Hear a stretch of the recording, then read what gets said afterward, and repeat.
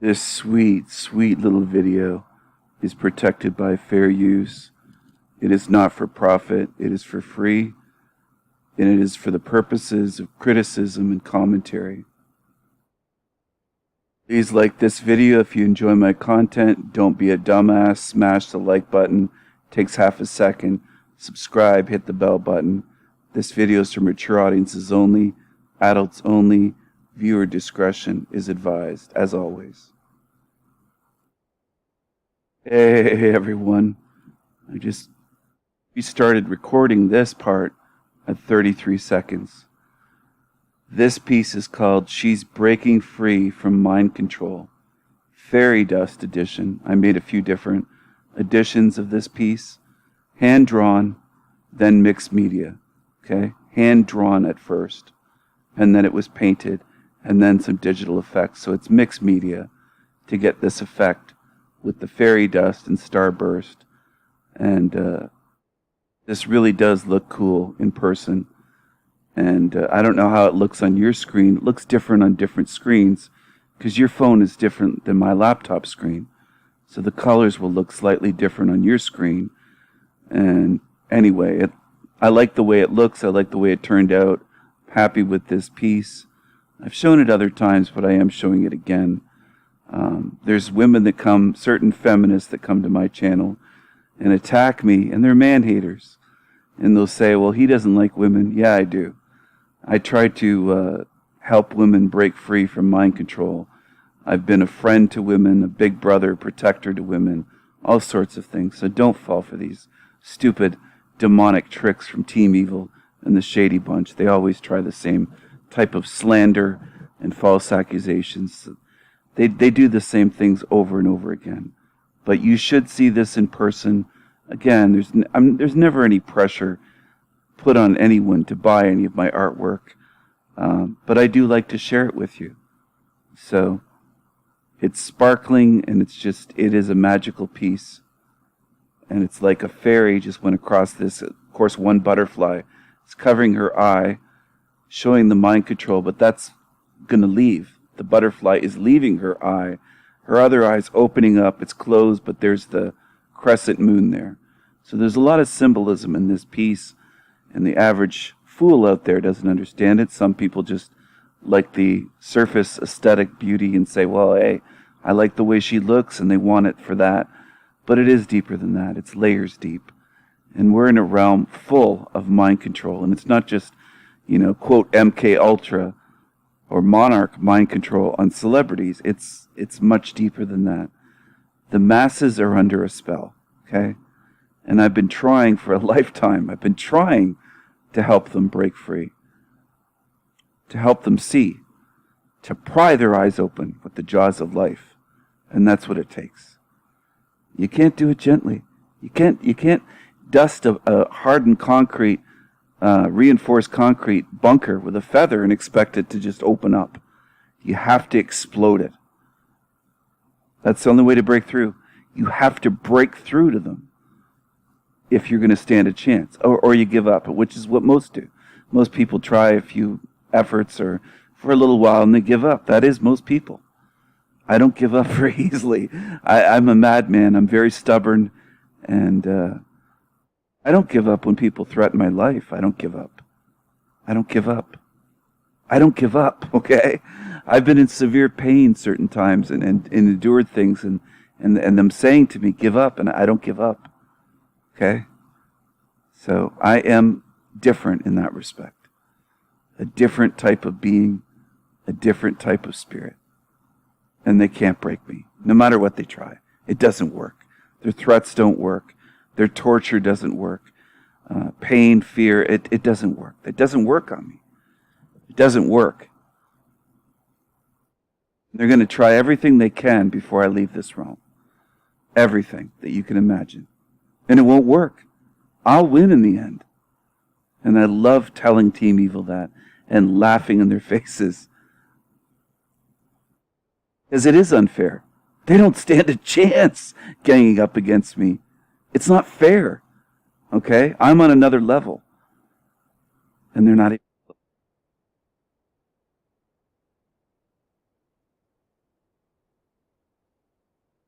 Hey, everyone.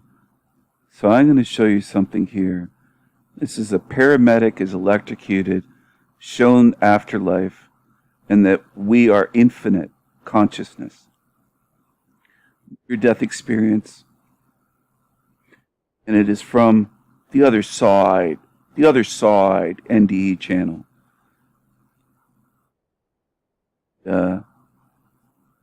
Is that 353,000?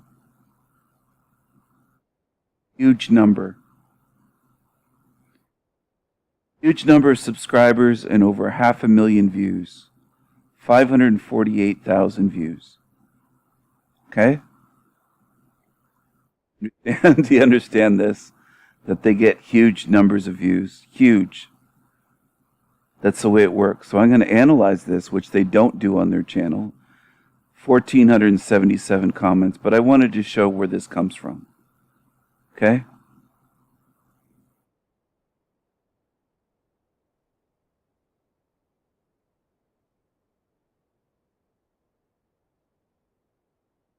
Hi, my name's Adam Tapp, and I had a near-death experience February 28th, 2018, where I was electrocuted to death, and I was dead for around 11 and a half minutes before being resuscitated. And this is my story. So I know I've been a paramedic for 20 years now, and I do a lot of woodworking, which I find cathartic, and it's a form of, I guess, emotional release to some extent. And I was doing sort of a technique of wood etching called a Lichtenberg device, where you take a microwave transformer and basically strip every possible safety feature from it and hook it up to a wall, 110 volts AC, and it basically turns it into 12,000 volts DC. And this highly dangerous machine basically etches these interesting coral patterns into wood. And so I was with a good friend of mine, and we had had a beer, and we were sitting by my shop, and we were etching this piece of wood. And conveniently enough, he had taken a high voltage safety course about 2 weeks before, which is profoundly convenient for a number of different reasons. And I remember I was talking to him, and I was moving the electrodes one by one, and it just arced into my hand. And it was just this snap from reality. It was almost overwhelming. It was like this intense level of absolute pain, like every single cell in my body was being pulled into pieces. And it was overwhelming to a point where I didn't understand what was happening. It was almost as if everything had shut down, and it was just everything in my vision was these vertical cylinders. They were sort of this iridescent green that went up and down forever. I remember trying to focus a thought amongst the energy, and I think it was like I'm being electrocuted. And then I think I thought I'm falling, and I felt like I was falling for ages. And then it was just like waking up from a nap someplace that I'd always been. It was this perfect inky blackness. It was almost like deep space, where it was like there's lights in the distance, like these twinkling stars to some extent, but it was just this perfect blackness. I was like I was seeing spherically from a single point outwards. Like I had just... Sorry, I have to break in, but at this point where he says inky blackness or whatever, but he also says it was almost like deep space. Well, it isn't deep space, okay? That is programming. How are you breathing? How are you breathing? People say, well, here on Earth, we're breathing in the oxygen. It goes into our lungs. It's physically, it's part of our biological respiratory system. Well, how are you how are you breathing out there? Out in, quote, space. This guy, once he's out of his body. Well, you don't have lungs. You don't have a mouth. You don't have lips. You're out of your body. All right? You got to understand this. This is important. Why is it important? I'm going to explain that for the people that don't understand.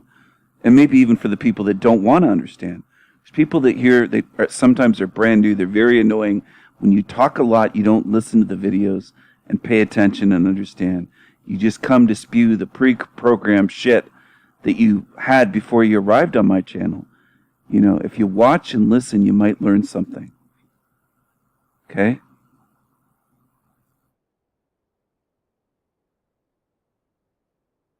Just I'm going to rewind it a little bit. Perfect inky, someplace that I'd always been. It was this perfect inky blackness. It was almost like deep space, where it was like there's lights in the distance, like these twinkling stars to some extent, but it was just this perfect blackness. It was like I was seeing spherically from a single point outwards. Like I had just become a single point of awareness. Single point of awareness. So once you're out of your body, you don't need oxygen. You don't have lungs. Not your body. That spherical vision, I prefer the ones that say, it's more accurate to say 360-degree vision, all around, all at once, all directions. And it doesn't make you dizzy, it doesn't feel weird, it feels, you could say, quote, natural. Okay? What we're in right now in this body is the unnatural state. So when people talk about this as natural, and these bodies, and they talk about the forest and the trees, and and some of them think that nature is natural. This is not natural in this realm. You're in an artificial place. Whether you want to call it a matrix or a simulation, you can label it whatever the hell you want. Doesn't change it. The name you give it, the label, okay? People use different labels, and some people get really hung up on that, okay? If you like arguing about your favorite band, and somebody says it's a rock band, I love it, and someone says, well, they're kind of a punk band, and then someone else says, sorry, they're more of a post-punk band, Joy Division, let's say. Does the label or the genre that you give the band matter more than the music? Because you're kind of missing the point then. You're missing the music. You're missing the music, man or woman. If you get what I mean, you're missing the music.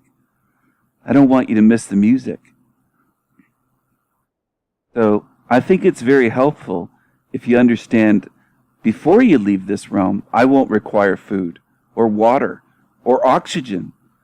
They can't take away my breath and strangle me. They can't starve me. They can't do all these different things to me outside of my body, because that's my spirit. In this body, they can do things to you here that they can't do out there. Okay? So for the dummies that come to my channel and say, well, you're not that powerful here, or I'm in a body.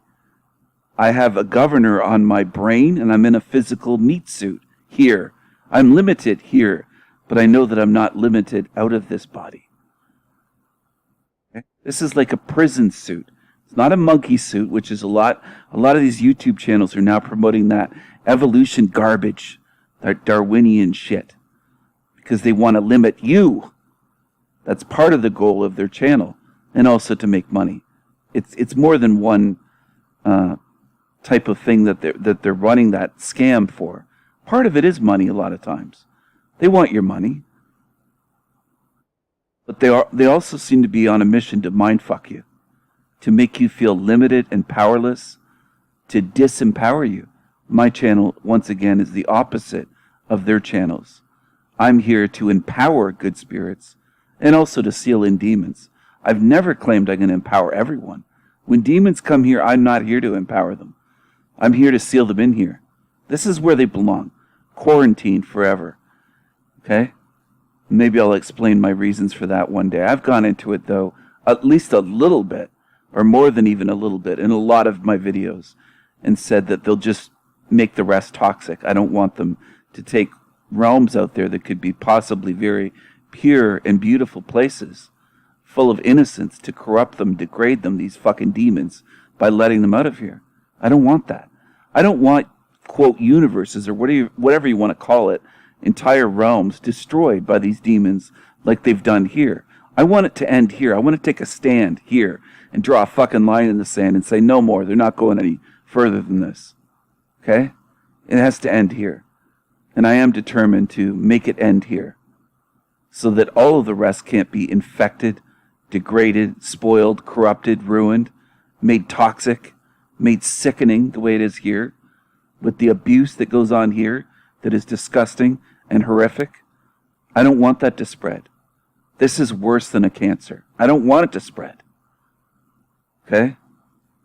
So that's that. The ones that oppose me on that, you'll never stop me.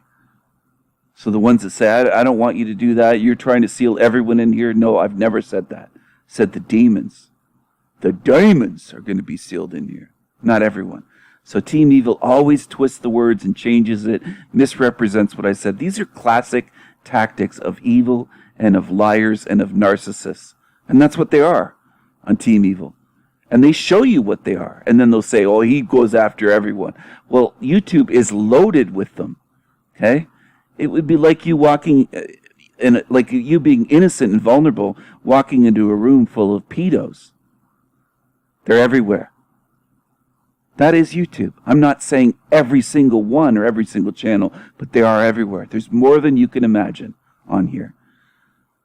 Some of them are pure evil, and then some are just more like followers of evil. They're not quite as evil, but they're following along and defending Team Evil. And YouTube is just a microcosm of the greater realm, which is fucking evil and ruled by evil. So you'd have to be very naive to think, well, evil's just, at the top, or just the mainstream media, that's controlled. No. YouTube is full of shills, full of controlled opposition, loaded to the brim with felons, with gingies that are corrupted.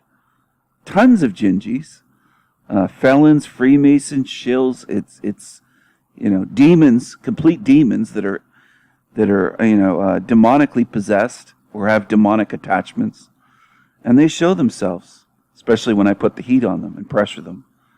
When I put the heat on them, the demons start coming out. I've done this in real life, okay? I've done this before having a YouTube channel. There's something about me that is just, how can I put it? It triggers them. Okay, it triggers the demons to come out. I've known this for a long time, that I can make the demons come out. And also, I've known about myself, like that X-Files video. I did a brief analysis in a video a while ago on an X-Files episode. I'm trying to remember I think it was allowed on one of my YouTube channels. But it was about the Pusher episode, where this guy could use his voice and his, call it mental focus, or chi, or vril. It's a form of magic, but it has to do with focus and your voice being hypnotic, and not just it's beyond just being hypnotic, though. It's how do I describe it? It's magical, but it's not just magical, and it's not just hypnotic. It has to do with the sound of the voice and control of your voice, but it also has to do with a number of factors like confidence. And I don't just mean, be confident. I mean a pure form of confidence. Like, I'm almost laughing as I say it, but it's true. It's just knowing. It's a knowing type of confidence where you can push them to do certain things. It's a knowing. Okay, so it's actually different. It's above and beyond mere confidence. It's a knowing.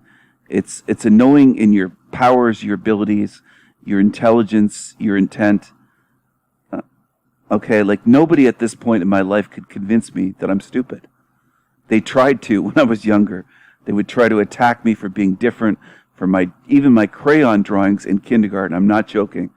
The first report card I had, everything was critical from this feminist teacher, everything, including my crayon drawings, saying Stephen has a tendency to draw one drawing on top of another on the same sheet of paper in layers instead of using a new sheet. Okay? And I might draw a house, and the next layer might be a different color of an animal or something, and then something else on top, people's faces or trees or whatever. Like I would sometimes stack images.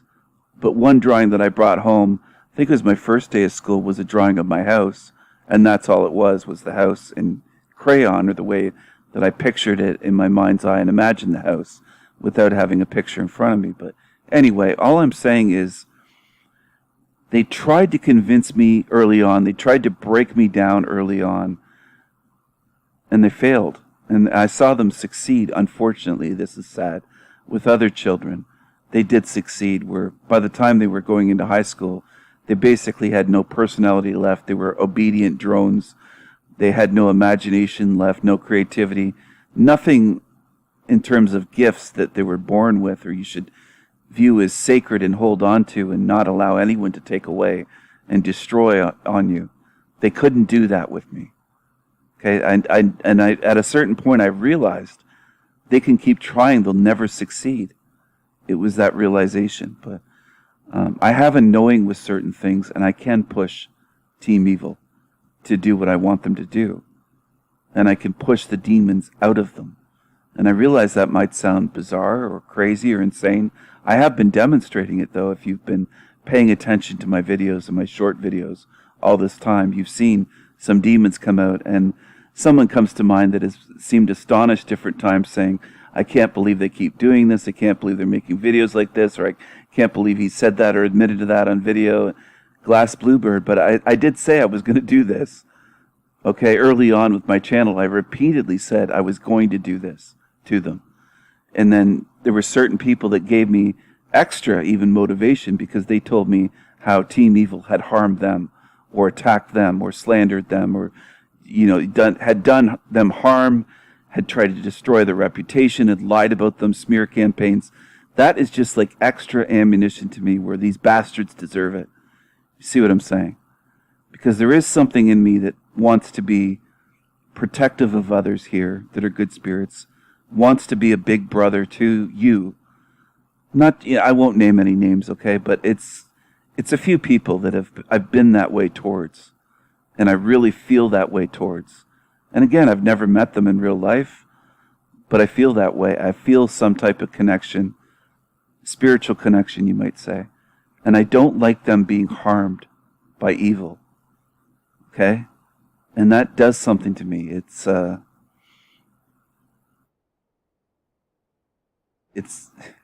how can I explain it?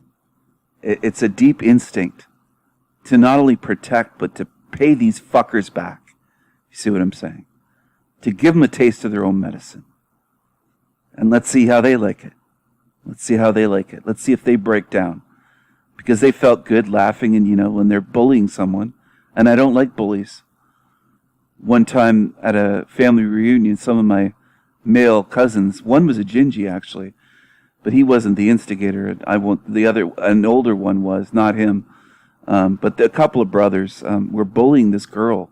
We were all relatives there, but I have American and Canadian relatives. Okay, my family's on either side of the border, and we all got together. We'd get together.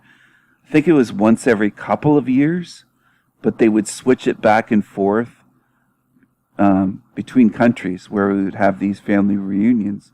And I have family that are farmers in the United States and in Canada. Anyways, it was at their farm where this happened. It was their farm, their parents' farm, that year. And they were spraying this girl with a garden hose with his finger over it, but right in the face up close. And it was pretty high pressure. And like she couldn't get away, and he just keep chasing her, like had like a long garden hose. And I could tell that she wasn't giggling. She was covering her face and just starting to really get hurt by it and just, bullied and just starting to cry. And I'm trying to remember what her age would have been. I don't know. She might have been 13, 14, something like that. And I think I was maybe around a year older, a year or two, but maybe a year. I might have been 14 or 15, somewhere around then, if memory serves me. And I just grabbed the hose. I ran over when I saw that happening.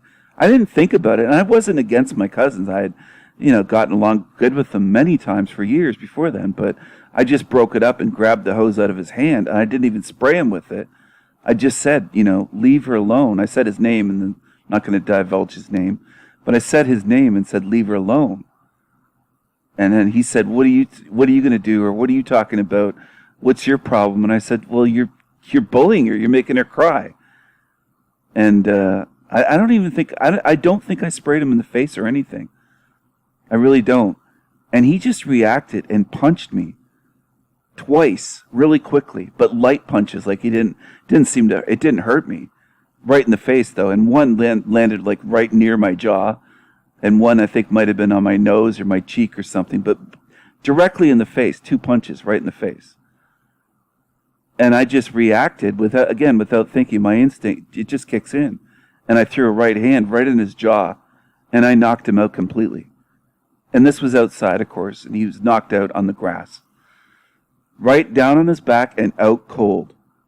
Out cold.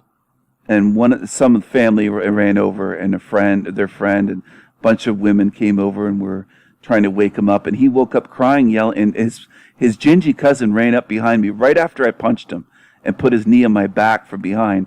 And I turned around and saw him, and he ran away like a coward. And that showed me everything from that moment about him. And I knew that he would never do anything face to face because he ran away from me. You know, he took a cheap shot and ran away. So I knew he would never, ever bother me again. Either of them, brothers. And they never did. But then he got up once he was conscious again. And he sat up and he was crying like a crybaby and said, "You can't take it." I said, "Pat, you're the one screaming and crying." Sorry, I didn't mean to say his name there. I screwed up. I don't know. Anyways, it doesn't matter. But anyway, there you go. So that's what happened. And I don't like bullies. I've never liked bullies. I've never liked a crowd ganging up on one person. I'm more of a go in and help the underdog, go in and help the one that's being bullied or victimized. And Team Evil will try to twist it and say, I'm the bully, I'm the bully. Well, they're ganging up on me and they're losing. I've said many times they don't stand a chance. Not a chance, because I know I'm stronger. I know I'm stronger. And I know they can't outwit me or outsmart me. So bring it on. Okay? Bring it on. But I guess the main point is, in a roundabout way, I kind of went on a tangent there. Once you're out of this realm, in this void, you're not home free. But there's a lot they can't do to you that they can do to you here, obviously, in your body, in this physical realm, where you're limited and they can cut you off, they can make you homeless, they can make you hungry, they can do all these things. They can stop you from using a bathroom, they can stop you from getting water, stuff like that, right? They can starve you, they can torment you, physical harm and all this stuff in your body. They can't once you're out there in the void. But is the void home free, like Lolita says and like Darius says? The other side. No, it isn't. No, it isn't. This is still part of the Matrix, and this is what I wanted to get to. This is still part of the Matrix. It's like between levels, you could say. It's between this level and the astral realm level. It's right between. It's like a transition area, okay? A void. There's a level, a void, then a level. Do you understand? Like going up an elevator in a big hotel, it's between floors. That's what it's like. Does it feel very good here? Absolutely. Very peaceful. And you're weightless, you don't have a body anymore. Your consciousness. You might have a, quote, spirit body, but it's not like this meat suit, flesh body. This heavy body that aches and has pains and, has weight to it and, all the fucking shit that we deal with in this meat suit. It's different, but you're not home free. And I want to stress this because this is a tactic by Team Evil to get people to believe falsely that once you get here, you're out. You're not out. Because so many people have been here and they're right back here again. Millions are right back in this fucking earth realm, this sewer matrix again. So this is part of the matrix. This is between this level and I call it the fake heaven or the astral realm, which is the next level up. You can call it up, you can call it to the side, it doesn't matter. I view it as up because this is kind of the bottom in a sense. There might be lower levels, lower or worse than this. I'm open to the possibility. But as far as we can tell, we're in a fucking hell realm. So it's kind of a step up in a sense. But again, this isn't home free. And this isn't outer space either for the ones that kind of mislead people that way, where, oh, you're out in outer space. No, you're not. You're not. Okay? Trust me on that. You're still in a fake place. But does it feel way better? Yeah, absolutely it does. It feels way better than here. I'm going to add, I've said it in many videos, my goal, and if you want to go, well, how can I put it? I don't want people to follow me, but my personal goal is to get free of this whole matrix. And I've seen people say that they want to as well. So if you want to, don't stay here. Don't stay in the void. The black, inky void. Don't stay there. Because something will come for you. Or some things. Or the tunnel of light, and it'll try to pull you in. And they'll try mind control. They'll try frequency weapons. They'll try to love bomb you. They'll try everything that they possibly can. It doesn't have to be fake relatives. Who knows? They might try things that I'm not even aware of, that I've never come across in any near-death experience, because we've been studying this stuff, so obviously they're going to alter their tactics. All I'm saying is don't stay here. It's not safe. It's not out of the matrix. And the shield channels will try to mislead you and make you think that just go to the void and you're fine. I don't believe that at all. Because this person and this guy that has this paramedic that has this NDE and millions of others have been to the void. But they're here again. So that's what they have in common. Every near-death experiencer here to tell the tale has one thing in common. They're here again. They're right here. So this is not home free. And by the way, that's another thing I might have to cover in a whole video. I covered part of it in another one of my videos. I've made so many videos that I can't keep track sometimes, but I have touched upon it. I don't think I have a home. I view myself as an eternal being. I don't think I have a creator. I've never had it proven to me, even close to being proven, that something created me out of nothing. Never been close to being proven to me. Or that I have a, quote, home to return to. I don't think I have a home. I don't think I have a starting point, a beginning, or an end. Okay? But I am going to leave this matrix. And if I have to create a reality or realm of my own, that's what I will do. It will be beautiful and glorious and gorgeous and remarkable and full of glory and love and beauty and adventures and excitement without the torture and the constant fucking evil and lies and suffering and sickness and disease of this place. Okay? Just seeing children suffering in this place makes me fucking angry and sick. I'm not going to lie. It has my entire life. It has. And I've told the story of the little boy that lived 2 doors down from me and his older sister. How their older brother passed away before I was I was still too young to even know them. Genetic disease for every male born, or the high probability, like upper 90-something% chance that they would get that. Every boy that they would have, because they both had the genetics. Both parents. Something very rare. And it was just awful. That they don't live beyond childhood. Okay? So those poor parents and the girl suffered. She lost her 2 brothers in her life, in her childhood. They lost their lives. Their parents lost 2 sons. It's just heartbreaking, man. Right? Pay attention. There's a lot of that around. Maybe not that particular rare disease, but one of my sisters, their next door neighbor, had a baby, and it had major problems, and they always had to keep going to the hospital. And I'm trying to remember what they had. I think it might have been brain cancer or something. It was something very serious with the brain. Very, very serious. As a newborn, what God creates that? And this is just where I grew up as a kid, and then later on where my sister lived, right beside her house, the next door neighbor. So children going through that right there. And across the street where I lived, right across the street, kids moved in, or people moved in, and they built a house there on a lot that had been empty when I was younger, really young. And then they built houses there. And one of their kids, their son, he was born with a hole in his heart. And he lived, thankfully. They caught it early. And the reason I say thankfully is because, the grief the parents would feel. Can you imagine losing your child? And then also I mentioned a friend of the family, of my parents, their kid passed away, like he got hit by a car when he was like, I think maybe 12 or 13, so he's still a kid. So I mean, there's all this stuff, horrible things that I grew up with happening to children. So it wasn't happening to me, but I've observed all this stuff in this fucking place. And I still remember it. And I still get angry today when I see the fact that this place has so many suffering children with disabilities, with blindness, in wheelchairs, and you name it, this fucking place. What kind of a monster would create this place?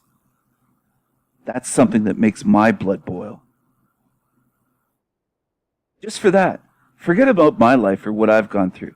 Just for that, I want a KI double hockey sticks, that fucking evil, monstrous beast that probably puts on a fake illusion of beauty or something, and it's probably the most hideous, disgusting looking fucking thing that you could ever even come close to imagining. Probably beyond what you can imagine is hideous. And that's what it probably looks like. Okay? And that's what these religious people are praying to, is a quote God. And forget the whole Gnostic, it's the demiurge, Stephen. Didn't you hear the demiurge? And so, yeah, I heard that a while ago. I didn't wake up yesterday. I was reading about that decades ago while you were still asleep and you weren't really awake to anything. The people that are just telling me about that now, and they think that being a quote truther for 2 or 3 years is a long time. Yeah, I heard about that. Trust me. Please don't assume on my channel, if you're new here, that, I think Stephen just woke up yesterday. He couldn't possibly have heard about Gnosticism and the demiurge. I'm well past that. For the ones that come here, or the ones in Team Evil that call me a Gnostic, false. Completely false. I'm not a Gnostic. Gnostics believe there's some good, quote, God out there, good source that abandoned us for some reason. Well, what would abandonment mean? What would creating children and neglecting them mean? It would make it evil. So it can't be good. So right off the bat is an enormous, a massive disagreement I have with Gnosticism and Gnostics, of old and modern. I don't care if that's the way Team Evil spins things too. Well, there's the old Gnostics and I think Stephen's a modern Gnostic. No, I'm not. I don't call myself that. They always do that. They try to misrepresent me on purpose. It's a tactic by evil on YouTube. YouTube content creators. Brett Bender did it. Drew did that from Chalk Body Outline. They all try that shit. They always do. And you better start noticing that. Not just with them misrepresenting me, but I want you to really notice their tactics so that they'll never work on you. So that you're basically bulletproof, or you're armored up and you're like, fuck, this shit doesn't fool me. This is easy to see through. That's what I'm hoping. That's why I do this. I'm hoping to teach people to the point where when I pass on, I won't have to worry about anybody that I got to know here, because I'll be secure in the knowledge that they're gonna get out of here just fine. They'll do great. They'll see through the demons, they'll see through the deceivers, they see through them here, and they'll be able to see through the fuckers outside of here. That's what I want. That will give me peace of mind. And I know there's certain YouTube channels, and to an extent I agree, where they say, hey, don't get too attached to your subscribers, and people that watch channels don't get too attached or friendly or whatever with the content creators. I understand that, there's cults on YouTube, but it's just my personality. I do have the tendency to be protective of certain ones and take them under my wing, and I defend my subscribers when they're under attack, and I see them under attack somewhere on shill channels on YouTube. I see somebody making videos about someone that's on my channel. I fire back at those motherfuckers on Team Evil, the shady bunch, when they're attacking someone that's part of my channel. Because you're not just someone that views my channel. If you're someone that has been part of this, and you're someone that participates in the comments and the live chat, and you spread, you spread love, mad love to others, and you're friendly and you're caring, then you are more than just someone that's just watching my videos. That's the way that I feel about it. So yeah, if I see somebody from my channel that's under attack somewhere, I go after them. That's the way I do it. And that's the way it is. I will go after them and I will defend you. And if I have to make a video exposing the evil channel that's doing that, I'll do that. If I have to spend 10, 20, 30 minutes or whatever the case may be covering them and exposing them so that others can see, hey, this is a piece of shit that just attacked somebody good on my channel that doesn't deserve this, then I will do that. And I have done that in the past. I'll do that again. I'll continue to do that is what I meant to say. But anyways, I'm going to go carry on with this video. This is not home free. It does feel much better than here. I view it as between realms, between levels. As I said, kind of like an elevator between floors, in a sense.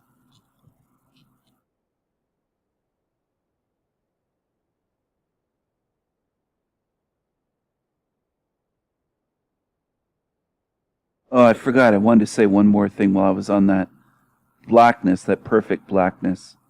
They will come, and usually they will try to get on your back pretty quickly.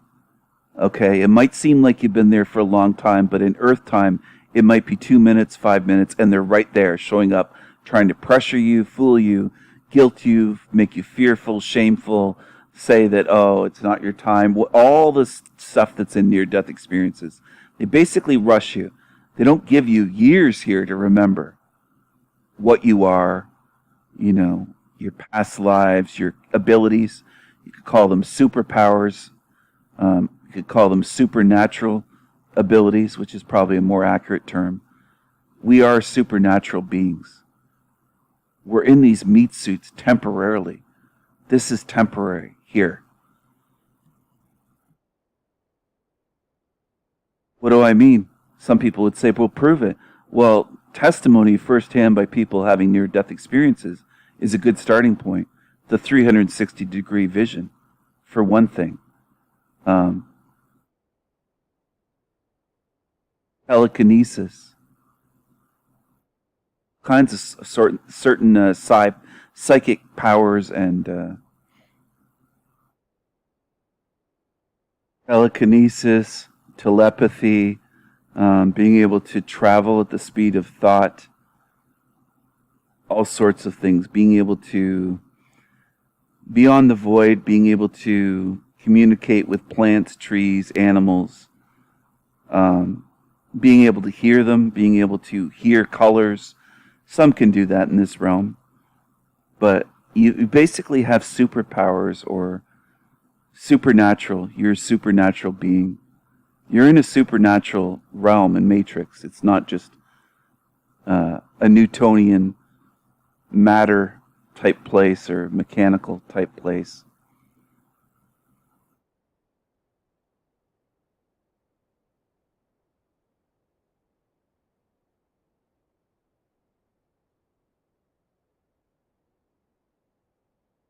Twinkling stars to some extent, but it was just this perfect blackness. It was like I was seeing spherically from a single point outwards. Like I had just become a single point of awareness. And I wasn't Adam, I wasn't dead, I wasn't anything. I was just perfect, like absolute contentment. And I was just in this space for time. Like there was no sense of consistency with anything. It was just simply existing as awareness. And then I felt sort of this frequency start washing over me, and it was like it was like this fractal patterns, and it was like gasoline on water, this rainbow effect. It was iridescent to some extent, and it was just this juxtaposition of thoughts and feelings and emotions, and I felt myself sort of being pulled into pieces and deposited into everything. It was like basically becoming fabric of the universe, and it was absolutely perfect. Like there was. Okay, so for me that would be a nightmare. And some would, I already know, some would say, well, Stephen would probably feel very good to be, fragmented and fractured and become part of the I don't care how it feels. I don't go by what just feels good. In the hood, you could go get something that would make you feel good. Beyond weed, okay? What I'm saying, you know what I'm saying? That Chrissy Pissy bald Uncle Fester thug says all the time. Know what I'm saying? Lots of things feel good. I don't want to lose myself, my selfhood, my individuality, my independence. I don't want to merge with shit. I don't want to merge with shit.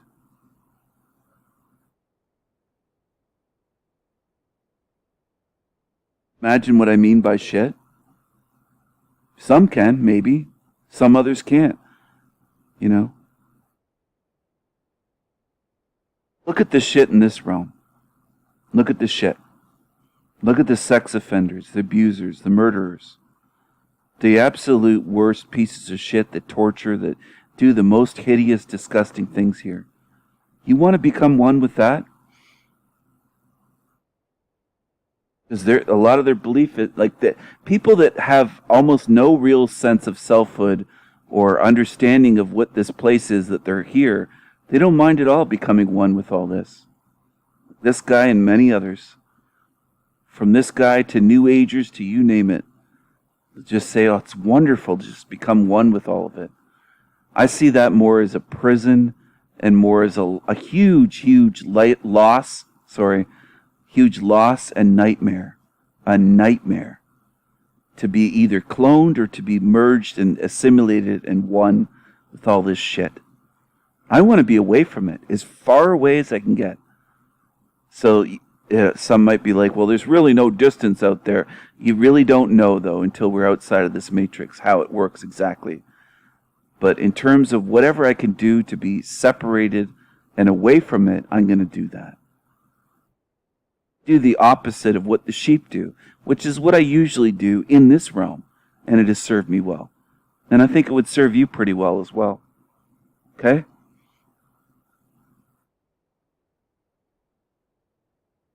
That's one of the most irritating things that I have to deal with on my channel. People coming here and telling me we're all one and that type of shit. They're basically coming out of the New Age. They come right to my channel and they try to preach the shit that is programming that they don't even know where it comes from. They don't know that Luciferians run the New Age. They own it. They own it and control you like you're a slave to them. A mental slave, and they don't have any clue. And instead of using the opportunity on my channel to listen to the videos and learn something and see a different perspective, they come and preach the same shit that they just assume, well, Stephen must never have heard this before.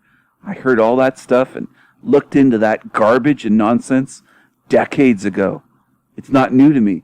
You're basically coming to my channel and I'm trying to hand out gems for free, and you're coming and trying to dump a fucking dump truck full of manure. It's just shit. Same thing with Christians. They come to my channel and preach Jesus. Why don't you watch my videos on Jesus? You're on my channel. Why don't you actually look at the stuff I've worked on and put out there for you to look into? You know? I might as well be handing out keys to people. Here's a key. Here's another key. Here's one to unlock this door. Here's one to unlock this door. If you get enough of these keys, you can unlock the doors to get out of this matrix. And they slap the keys out of my hand onto the ground and say, fuck you, I'm going to just use your channel to preach the same old shit I've been following for decades. That's what I'm going to do on your channel, Stephen. On the Sanity Machine or El Diablo or Crimes of Beauty. I'm just going to join the live chat and I'm going to preach Jesus and Christianity, or I'm going to preach oneness and New Age shit. You're preaching the same shit that is mainstream, that everybody has, basically, well, I can't say everybody, but most people, the majority on my channel, in the chat at least, have looked into a lot of the shit that you're preaching. We've looked into that already. Why don't you come here with an open mind and actually listen and pay attention and maybe think about this stuff? Think about the ways I'm showing Jesus as a Freemason, as a Master Mason, for example, and exposing the King James Bible. And, I've exposed a lot of things on my channel. And oftentimes a step or two beyond what some other channels have exposed. Some have done very well, but I've still gone a step or two beyond in a lot of my videos. If you really are objective and you look at it, you say, yeah, you have. I'm not boasting. I'm trying to do that. I put work into this stuff. And when people come and just preach the same old fucking garbage, It doesn't just make me shake my head. It just makes me say to myself, you're not just wasting the opportunity, you're preaching shit here that I've debunked on my channel. And you're here on my channel preaching this shit instead of watching my work and what it shows. You're not just ignorant, it's beyond that. You're full of ego to come onto my channel and preach that shit. You're worse than a Jehovah's Witness at my door. Ooh, you're in a cult. You're in a cult. No matter if you're a New Ager or you're, a Jehovah's Witness or, all this stuff. It's actually insulting. It's not just irritating. It's insulting. Because you're too lazy. You're on my channel preaching and you're too lazy to look into what I've put out there for free. The knowledge I've shared. The gnosis I've put out there. And gnosis to me means more than something beyond knowledge. It incorporates wisdom with knowledge. It's both in one word. Which is why I like that word when it's appropriate to use that word. Gnosis. Anyway, I'm going to push forward, but man, is that ever annoying when people do that. Get a sign and go to a street corner or set up your own YouTube channel.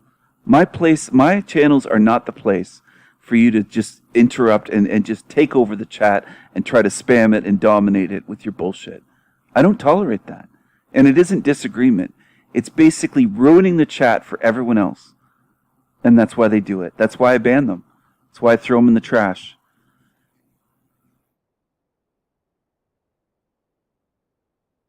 They're abusive, they're aggressive, they're full of ego, they're preachy, they're everything irritating that you can even imagine. And I don't want them.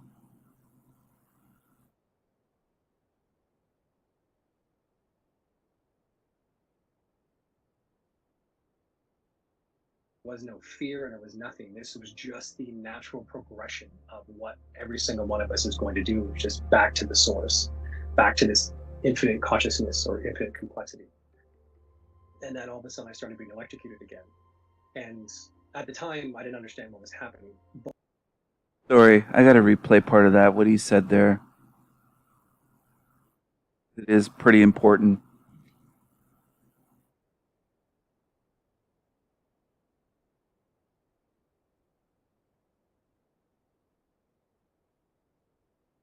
It was like basically becoming fabric of the universe. And it was absolutely perfect. Like there was no fear and there was nothing. This was just the natural progression of what every single one of us is going to do, just back to the source, back to this infinite consciousness or infinite complexity. So he's saying back to the source, back to infinite consciousness, or back to, infinite complexity. I don't know what kind of spirit he has. I don't know. He could be a completely different species. Or, for lack of a better term, I call it species. It could be something even beyond that. But for me, I am spiritually infinite consciousness and infinite complexity. I don't have to go back to any fucking source and assimilate into that. So he also said the fabric of the universe and all this stuff, right?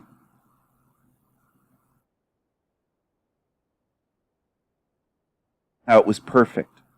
Well, dude, it was so perfect. Where are you right now? Why don't you look at what's happening in this realm? Why is this happening? Why does this exist, this place? Where you are here and now. Why don't you look at others? Not just what you suffered. Look at what millions and millions and millions of children suffer every day here. And tell me how perfect that source is then.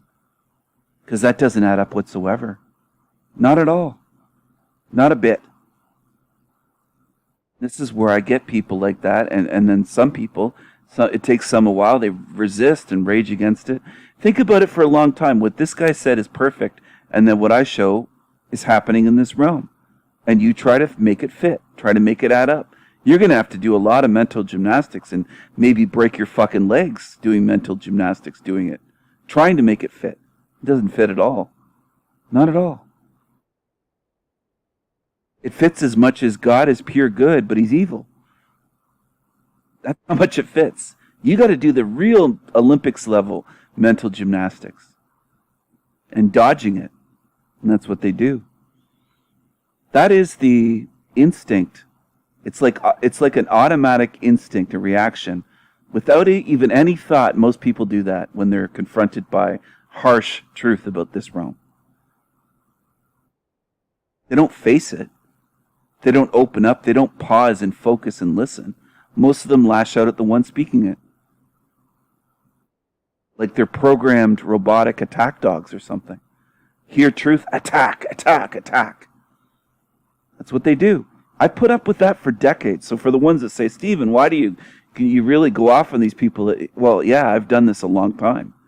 You stay here another 30 or 40 years and be into these topics and try to spread the truth to thousands and thousands in various ways.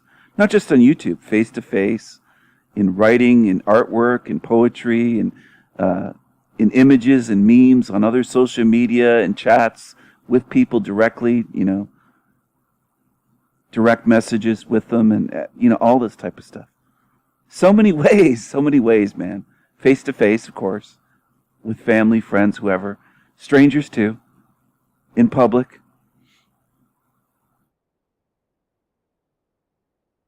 And then be attacked and have smear campaign. And I'm not crying victim. I'm just explaining. After a while, you might get to the point where you lose a little bit of patience and you're ready for the attacks to come. And it's like you got your right hand. If you're right-handed, you have your right hand loaded. All right? You're ready to fire away. And that's where I'm at. Might not have been at that the way I am now in 1990. Or 1999, or 2000, or 2005, or 2010, or 2012. It's taken a long while to get to this point. A lot of attacks. Think about it, decades worth. And I'm still going. And still trying to share truth. Okay? And still being attacked. And false accusations made towards me, and smear campaigns, and everything that you can imagine. They'll try everything they can, death threats, witch hunts, trying to hunt me down, saying they're going to hunt me down, call the police, everything else. Dealt with it. And why do you think that is? Like, I laugh because it would be so obvious to me even 10 years ago if somebody on YouTube was under attack the way my channels are. It'd be so obvious. Nobody would have to tell me. Nobody would have to take me aside and go, Psst, Stephen, I think it's because you're one of the ones sharing the deepest, real truth that they're really attacking you. Nobody would have to take me aside and whisper in my ear and explain it to me, that this channel's, getting all these attacks and smear campaigns. It would be, pretty obvious. So, I don't know. It's frustrating that I'd ever even have to do that. It's just so obvious. It's to me. So, and it's not an ego thing. I do think I am on another level. I think that even by the time I leave this realm, I won't be understood really even close to fully by any being, or even, 80 or 90% by any being in this realm, as much as I've tried to make myself understandable and help people to comprehend who I am, what I'm trying to do, what I'm sharing. I don't think I will be successful in that. I think I will leave this realm with the vast majority of people that have ever heard my voice not really understanding what the fuck I was doing. That's the way I often feel now. Because I shouldn't have to tell you, my channel's under so many attacks, not just from YouTube, but smear campaigns, false accusations, these shills, these haters, trolls, demons. Like, it should be fucking bloody obvious to you by now. Where do you see that happening beyond my channel? Because I could name 50 of them that have attacked just on YouTube. Like, you think about it. Just think about it. And then they'll try to spin it to you, and some of you are gullible. You'll fall for it when they say, he's crying victim, he's complaining. No, I'm not crying victim. I'm stating the truth here. They've attacked me, lied, smear campaign, made files, made videos galore. They've tried every dirty trick in the book to convince you not to listen to me. Why do you think that is? I don't care if you're new here, if you've been here for 7, 8, 10 months. Why do you think that is? Why do you think that is? Do you need them to tell you directly? Do you need them to whisper in your ear and go, psst, you know why we're attacking him? Because he's the real threat to us. Like, do they really have to tell you that? Can you not, connect the dots or put the pieces together on that one? It's pretty obvious. It's one of the most obvious things in the YouTube quote truther community that's happened for years, is the all-out ganging up and joining forces. They're united against me. Think about it. Just think about it. Think about it. I've been banned from all their channels. Oftentimes just for mentioning my channel, or just saying, hey, I did an analysis video on this video or on your channel, and I'm gone. They don't want people seeing this. They don't want people ever setting foot on the Sanity machine. Ever. Because it's dangerous to them. Do you understand this? Do you understand this? They want to keep you in an animal pen and keep all of their followers penned up on an animal farm.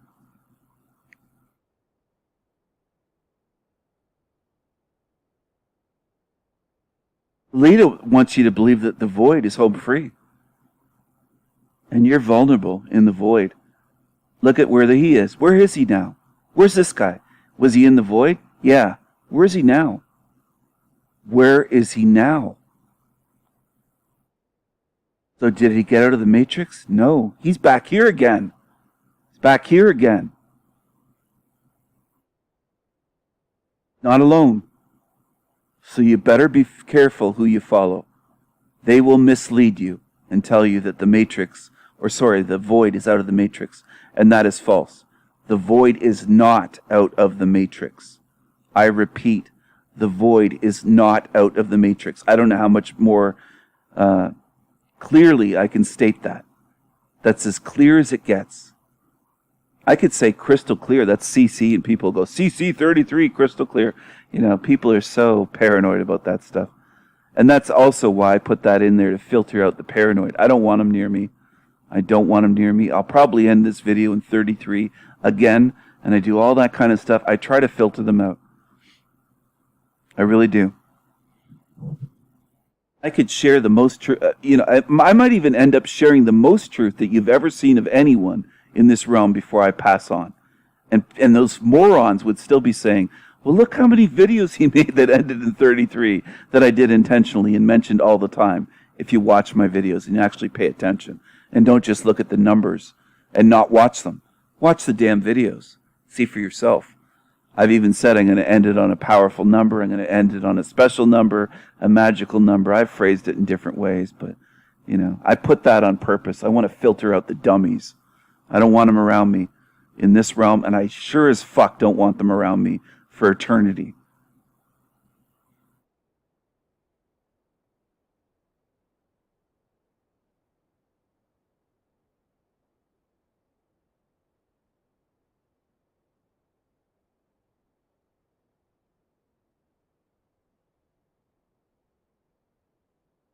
To the source, back to this infinite consciousness or infinite complexity.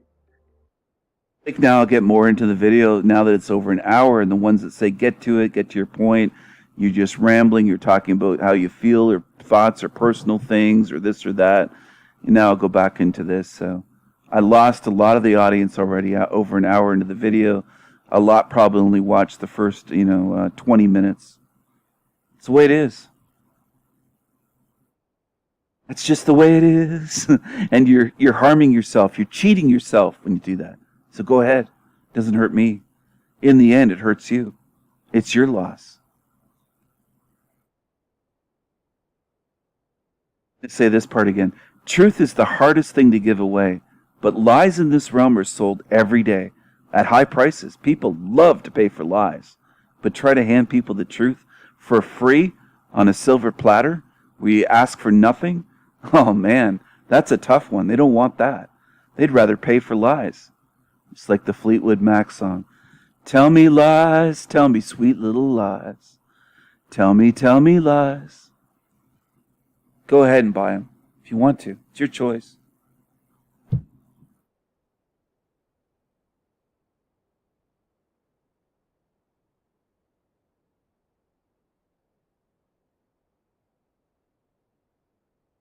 one of us is going to do, just back to the source, back to this infinite consciousness or infinite complexity. And then all of a sudden I started being electrocuted again. And at the time, I didn't understand what was happening. But in hindsight, it was me being defibrillated. I was defibrillated twice. I was in a ventricle fibrillation arrhythmia, which is basically the heart spasming. And so I was defibrillated. And the defibrillation takes 0.5 seconds, but this was like minutes, if I can even say that, of being electrocuted again. And then all of a sudden it stopped. And now I'm aware that I'm dead, that I've been electrocuted. And now I'm in this void of just a being. And it was a really long time that I was just there, maybe coming to terms with who and what I was and myself and my place in the universe.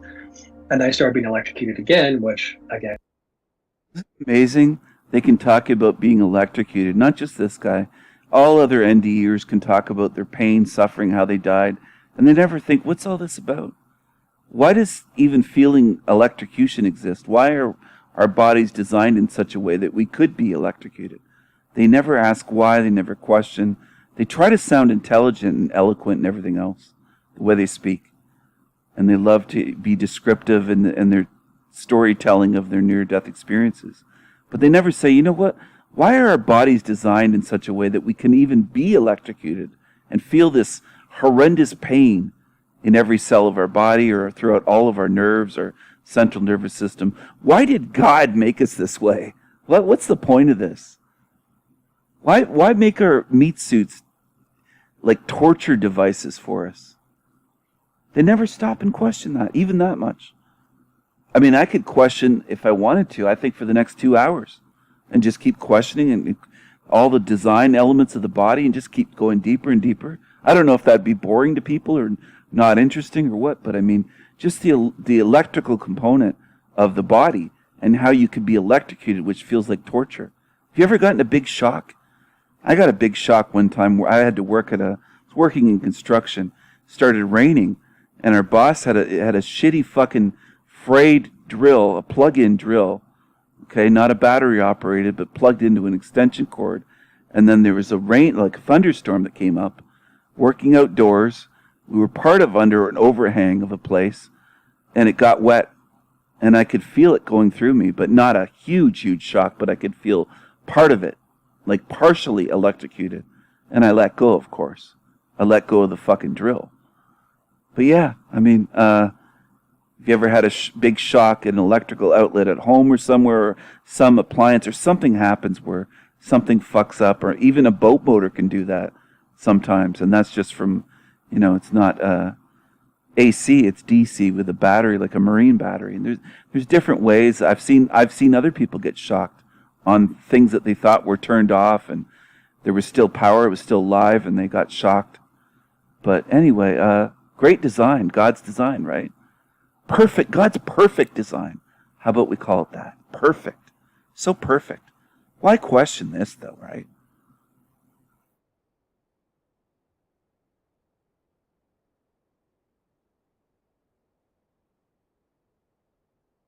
It's something that a lot of them have in common.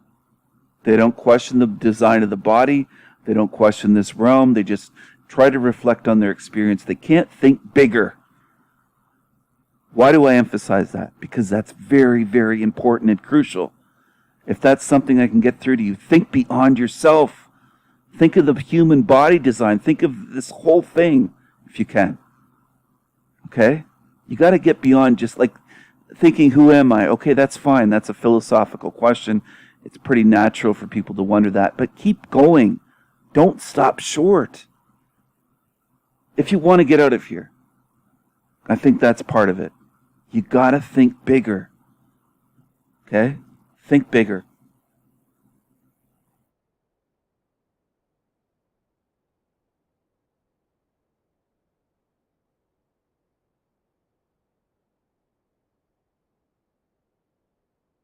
or maybe coming to terms with who and what I was and myself and my place in the universe.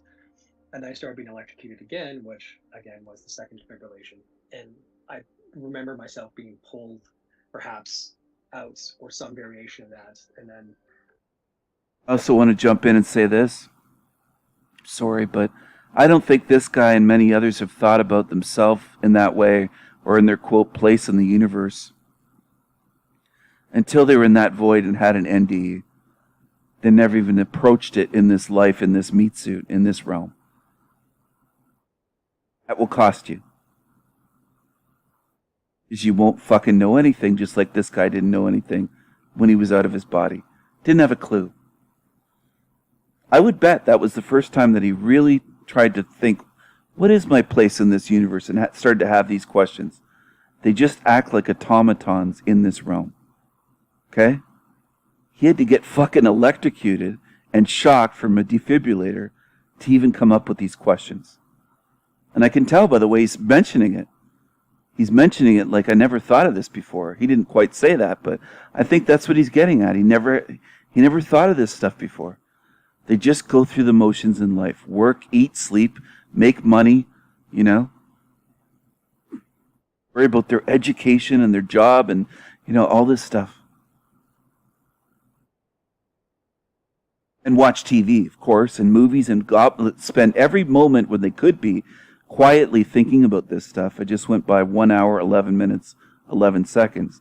All the moments they could have at night when they're not or whenever their shift ends as a paramedic, think about these things.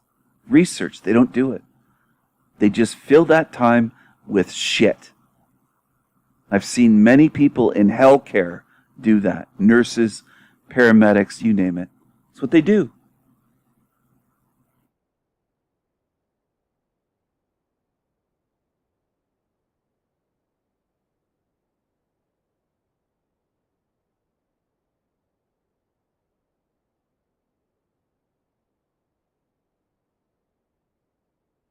And I started being electrocuted again, which again was the second defibrillation. And I remember myself being pulled perhaps out or some variation of that. And then I think I maybe at one point acknowledged the smell of burnt flesh, which would have been my hands. My finger was burned off and I had third-degree burns all over this hand. And I was in a coma for about 8 hours, which was fine for me, but problematic for everyone else who thought I was brain dead. And, you know, I remember waking up in the ICU when I was intubated, tube into my lungs, and I had an interosseous needle drilled into my shoulder bone. Like, my first thought was, how long has it been? And I remember, like, sort of being able to write something down. My hands were all bandaged, and, you know, they said it's like 8 hours or something. And it blew my mind. Like, if someone had told me it had been 5 years or a decade, I would have been completely on point with that. But what was unique about the experience is after I was extubated and, you know, hugs from everyone and whatnot, I remember like looking at myself and I could smell myself, and not body odor in the sense of needing to put deodorant on, but my natural pheromonal smell that we all have because we're primates. We just go to great lengths to hide it. But I was so hyper aware of my smell and the texture of my skin. And I felt so deeply that I just got downgraded from this crazy supercomputer to this Commodore 2000, this pixelated screen. And that stuck with me for a long time. Like it was like months of just feeling this way. And I remember saying to my wife, like, this isn't real. Like, this isn't real. Okay, and it isn't really real. A lot of this place. Does pain feel very real? Yes, it does. But by real, this place is not natural. This isn't where we're from. At least not me. If you're like me at all. I can't really speak for everyone, for you. I don't know what kind of spirit you have. I don't know if it's different from mine. Whoever's listening to me. I don't know. Isn't it remarkable, though? They can have these NDEs and for years just think about themselves and their NDE and never wonder about where they really are and never look into it, never be curious enough to, you know, they'll tell their stories on the internet, but they're right on the internet and they won't look for channels like mine to find out what the fuck is going on. What is this hell realm? Who discovered how to shock the body and defibrillate? Who discovered that the body's electrical and that shocking it, electrocuting it essentially back to life again? I mean, it's a strange system. It's a strange design. They never think, well, why did my God, their God, I mean, not mine, theirs. I'm speaking like, you get what I'm saying. Why don't they think to themselves, why did my God create us this way? Design us this way? Like, this is fucked up. Hands burnt, 3rd-degree burns. Our flesh can get burnt. We can get electrocuted. We have to get electrocuted to save people, defibrillate them. I mean, it's just incredible how fucked up this whole design is. Just with the body, not to mention all the other hell and evil and torture and life eating life in this realm and everything else here. They never stop to think. Okay? And a lot of them, if you meet them in person, they will be happy to tell you how many degrees they have, proud of their job, let on that they're smarter than you, and they would look at me as, oh, you're not formally educated, you're not this, you're not that. I've encountered that many times in my life. I'm not assuming. I've seen it many times. You know? Do they ever come close to looking into the depths of this reality and the workings of it? Machinations of this fucking hell realm. Do they ever come close? Most near-death experiencers never even approach it. They never even seem to think about it when they're telling their stories and go in depth and say, what is this reality? I got to look deeper into this part of it. Not just focus on, oh, I passed away and I saw this and I'm back here again. I got to look into the nature of this, the design of this realm and how this fucking works. Figure this shit out. That's so rare. There's millions of them that go through NDEs and they don't do that. I know what the easy answer is. Please, you don't have to type it in the chat. I already know. Well, they're NPCs, Stephen. That just doesn't cover it. That's so simple. To just write them all off as spiritless beings. They're just non-player characters. They're non-playable characters, right? I don't buy that. I think there's a lot of other factors, a lot of stuff going on here. It's a combination of things. That's what I think.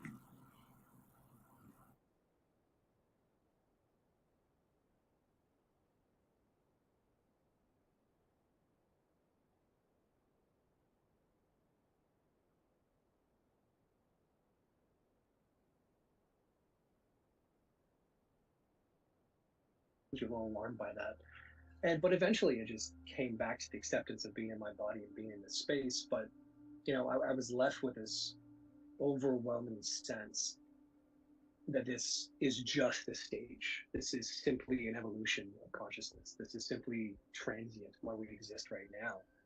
And, there wasn't any anthropomorphic figures or people in robes. It was just... Okay, I want to say this. How is consciousness evolving here? This is not a place of evolution, devolution. This is not a place of learning. It's a place of degradation. This place we're in right now is a hell realm, whether people want to admit it or not. I'm not speaking about, oh, you had a bad day or your life's been bad. I'm talking about bigger than you. The realm itself is a hell realm. That's what it is. Place of lies, evil, pain, suffering, mind wipes, reincarnation, recycling. None of this is about evolution. So again, they go back to using these terms that don't fit. Don't fit. And I'm not going to apologize for being more passionate than other channels will say on YouTube that just take everything for granted.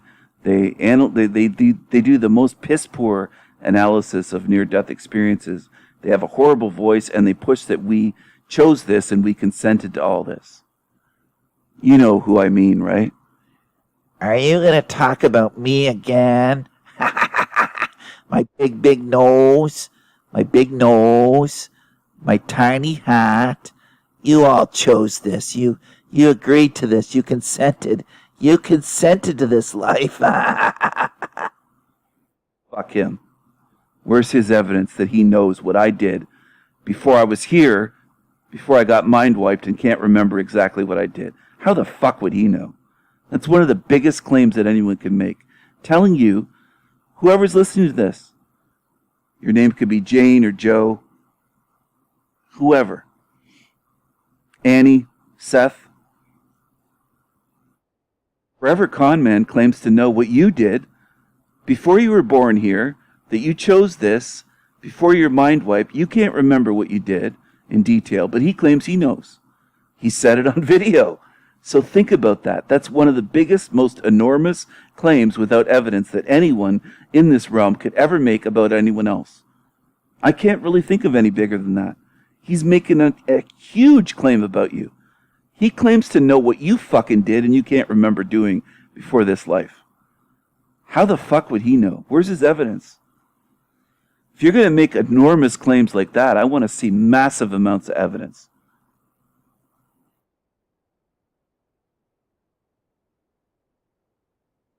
Do you understand? I hope you do. I hope whoever's listening to me understands and it clicks in one day. Oh, well, that would make Forever Con Man one of the biggest gaslighters in this fucking realm. One of the worst and biggest gaslighters imaginable in this realm. He's blaming you. He's saying you just don't remember choosing it. You chose this. And you consented to this. You chose to come here. And it's all willing and you agreed to this. You consented and said, yeah, I'll go there. I mean, it's just incredible that he has anyone left on his channel. Gotta be able to see through that. Dozens on his channel raged against me when I started calling that out, by the way. It was around, must have been a year and a half ago now. Maybe closer to 2 years ago, but at least a year and a half ago, I think. And there was dozens raging against me. How dare you question this Mark? He's like a saint. He's got his hand out for money all the time, and he's gaslighting the shit out of you. He's evil. Got that? He's evil.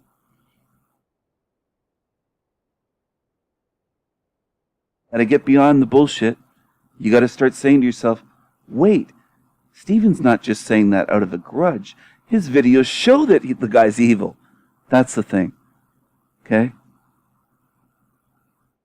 That's the stage I want you to get to. Where you see it for yourself. Where you can say, putting Steven aside, what this guy's claiming to know about me and everyone else doesn't add up. He's blaming us, saying we consented to this. He's gaslighting us in one of the worst ways imaginable. That's what I want you to see. That's why I'm doing this. I'm doing this out of malice. I'm doing this out of the desire to help teach people so that they could see for themselves. Not so I can see for you. I'm going to be gone one day. Okay? I want you to be able to spot them on your own. Liars, demons, gaslighters, entities, whatever. Whatever you face, and that you just be confident you could just slay them and they can't fool you. Wouldn't that be a beautiful thing? Where you don't have to worry about this shit because it's just like second nature, you know? Think of the things you're most talented at or most confident in. You know, if you're excellent at something and it just comes naturally to you. Spotting demons, just imagine it being that natural for you. You can just spot these demons like nothing. They can't fool you. They can't hide.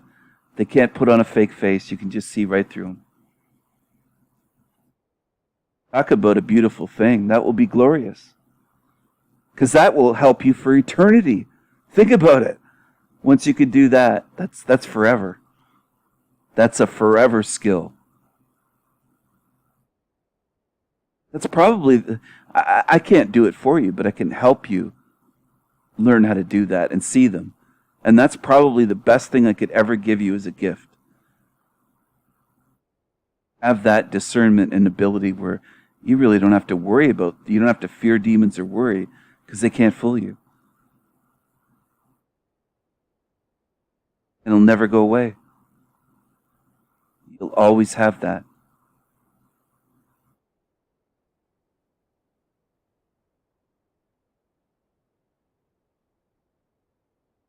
I hate seeing good spirits fooled by evil. I really do. And it pains me. I don't want that in this realm or beyond here. I want you to be able to see through them. Like it's just a piece of cake. It's easy.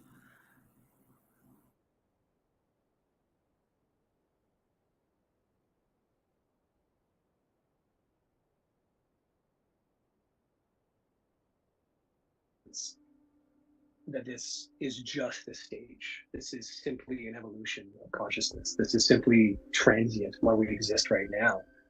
And, there wasn't any anthropomorphic figures or people in robes. It was just simply going back to the source of everything, which is this infinite consciousness that permeates everything. Simply the space between subatomic particles is consciousness. And, I didn't want to. Subatomic particles. Who says there's anything at all like that? Have you seen them? Have you just seen artist renderings of them? Atoms? I mean, it's just... I'm shaking my head. People just they hang on to their programming for life. Where's your evidence of atoms? The artist renderings you've seen in textbooks? The animations you've seen in videos? Show me some evidence. Show me some evidence. Don't show me some drawings. I can do that.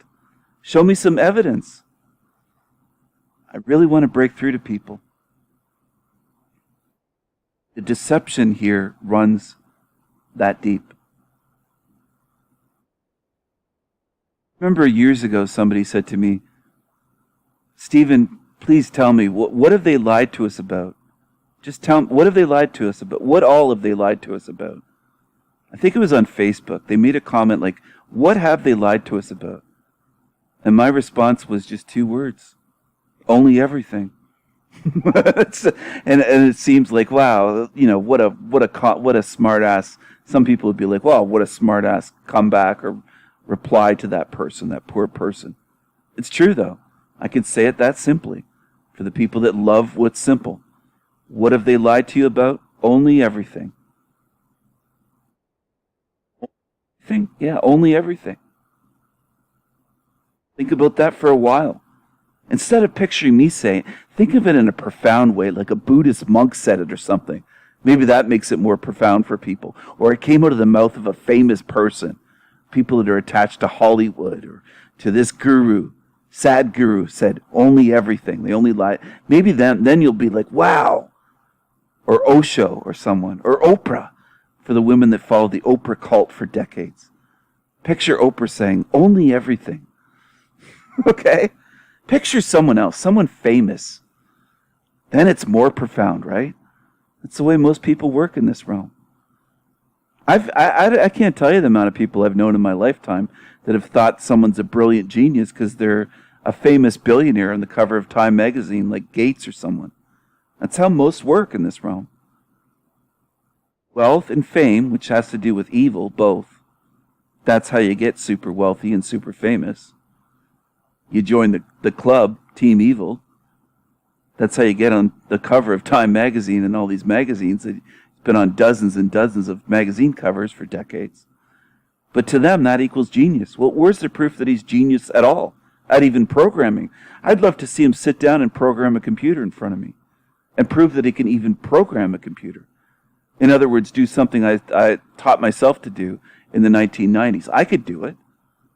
Could he do it? Or is he just a figurehead for that company, propped up on the world stage? Can Elon Musk actually do anything? Or again, is he just a figurehead for Tesla and, Twitter and all this shit? Okay? Fake space agency that runs it. It's a joke. It's a fucking joke when you really know about it. I can't help but laugh. It's funny. It's laughable. It's a joke. And most of the world's population would say, well, he's like Tony Stark, that guy from what was it? The Iron Man character from those movies. He's this billionaire genius, or he's like Batman or all this stuff, or they really buy it. Just like they bought the whole Stephen Hawking thing and everything else. It's really laughable. Maybe one day you'll see what I mean. For the ones that are like, what is he talking about? Maybe you'll see what I mean. You'll see what I mean. And how this realm really works.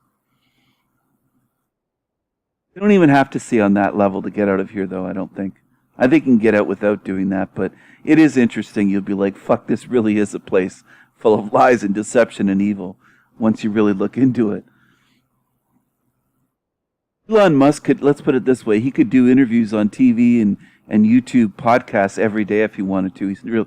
He's really not running the show when it comes to those companies. Okay? And he's not a genius. And neither is Bill Gates.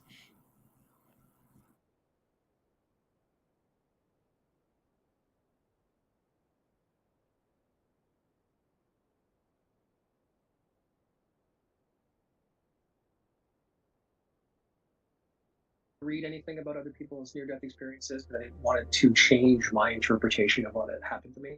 But I had the traditional photophobia where I was going all Corey Hart wearing sunglasses at all times of day. Like it was even the light inside a house, which is almost be blinding to me. And another interesting thing too is that the burns on my hands actually accelerated healing. I was told I would need skin grafts, and in a very short period of time, everything revascularized and started healing, which was interesting. I can't necessarily say that that's a consistency amongst people with NDEs, but it was very much this process of getting used to what I have to call. Got to break in. He revascularized his tissue on his fingers. Oh, wow, that sounds so technical and brilliant, but where are you, dude? What realm are you in? What can you explain this place? Like, that's what I'm saying. A lot of people try to sound intelligent, and they kind of play the pseudo-intellectual type with smugness, and they love throwing in these terms and medical terms and jargon, just like attorneys tend to do with legal jargon, the bullshit, the legalese. And I'm shaking my head, This guy doesn't have a clue where he is. Not a clue. So is he really super intelligent, or does he not have a fucking clue in the world where he is? I don't think he'd have a clue if I even talked to him face to face and tried to explain to him, hey, this is what's really going on. I don't think he would.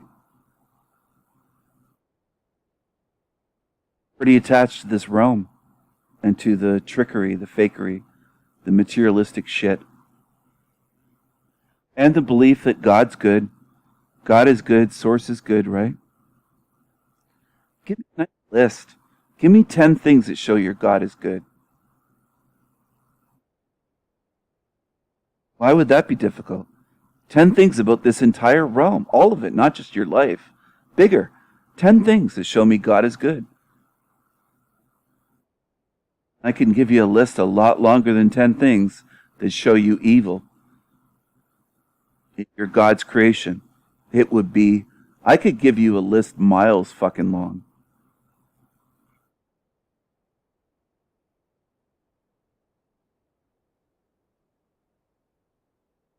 I could make videos about the evil, different types of evil and ways it's evil here, from now till the end of my life if I lived another 50 years.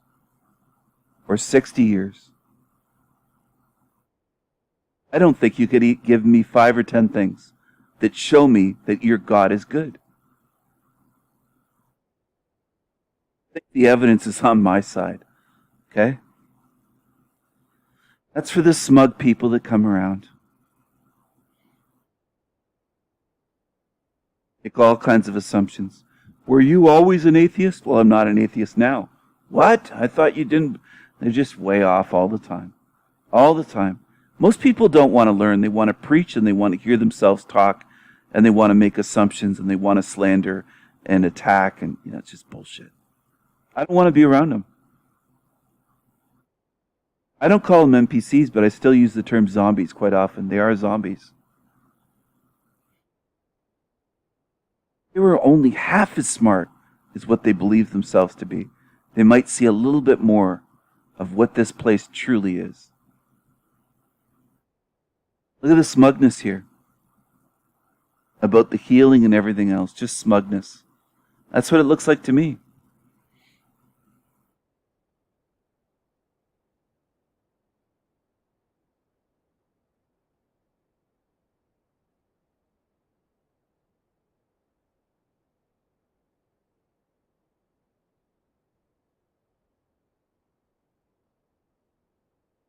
A monkey suit now, because it very much is. It's a limiting filter. Did he just call it a monkey suit like Chrissy Pissy Shateris does and so many other quote truthers on YouTube?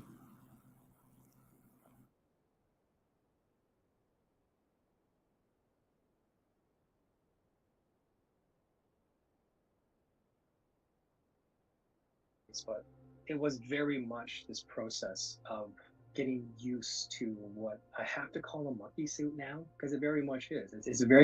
It's a limiting filter in which I currently exist in, the limitations of my biology. But at the same time, it's so deeply beautiful that I can simply just experience emotions and feelings.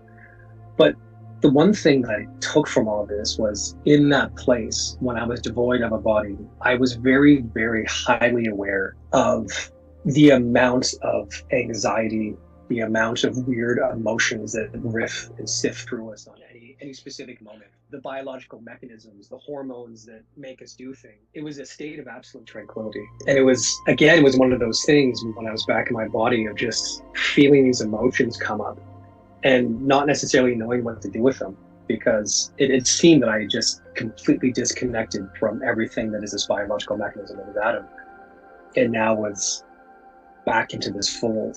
I started doing psychedelics subsequently afterwards, and I feel that the very nature of death experiences is so integrally related to these psychedelic compounds and dimethyltryptamine in our bodies and in our brains responsible for dreaming and death. And I feel that the experience itself has made me so deeply spiritual. I think I was superficially spiritual before, in the sense that we just trivially use the word, without necessarily understanding the deeper meaning behind it. But it's almost like experiencing infinite consciousness and becoming part of it, and then coming back to this and still having that awareness. The awareness that we're just part of something that is so profoundly complicated, so infinitely perfect. So I think something to take away from all of this. So he says again, so infinitely perfect. Does this place seem perfect to you? I go back to this all the time. Does this place that came from that source seem perfect to you? These bodies, central nervous system, chemicals in us, hormones, parasites in us, bacteria in us, things living in us, or at least in these bodies that we're in. I am not my body, of course, but I could go on about that kind of stuff just forever. I am starting to get sleepy and tired, and I should try to get to sleep when I do feel sleepy instead of prolonging it. But anyways, spiritual about this guy. He says experiencing feelings and emotions is so deeply beautiful. Well, let's put it this way. Would you ever say, well, to a child, to experience sunshine or a sunrise, a beautiful sunrise over a lake or the ocean, let's say, you have to go through torture and abuse? This is the way people try to justify it. Well, you wouldn't feel good, or it wouldn't mean, you have to have both, is what they say. Well, why don't you tell that to abused children? Because then it doesn't make sense. They're like, oh, I'd never tell children that. Well, children are abused every day. For what? Is it so that they can later experience happy emotions? I mean, think about it. Think of what's really happening in this fucking realm. I want you to do something that most people dodge and avoid doing their whole fucking life. They don't want to face it. You're not strong enough. But I think if you don't really face where you are, it lessens your chance of getting out of here. I think it's a good and wise thing to do, to really face the truth of this place and the horrendous suffering. I'm not saying dwell in it or obsess over it or fixate on it every minute of every day. I'm saying a lot have not gone that far yet and faced it just once, and really faced it, really thought about it, felt the pain of this place, and really understood on a deep spiritual level, you're in a hell realm. This guy certainly has not done that. I can tell that easily, but I can tell it with people that I can't see their face on my channel.